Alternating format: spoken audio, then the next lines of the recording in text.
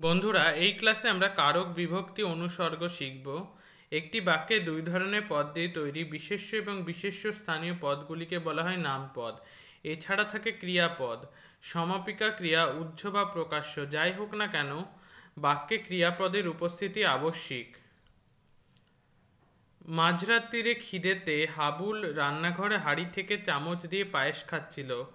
এই দৃষ্টান্ত বাক্যটির ক্ষেত্রে খাচ্ছিল পদটি সমাপিকা ক্রিয়াপদ।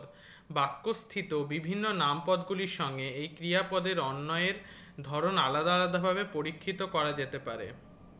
এখানে একটি ছকের মাধ্যমে দেয়া আছে হাবুল খাচ্ছিল, অন্বয়ের ধরন কর্তৃ সম্বন্ধ। পায়েস খাচ্ছিল কি কর্ম সম্বন্ধ। চামচ খাচ্ছিল কি দিয়ে করণ সম্বন্ধ।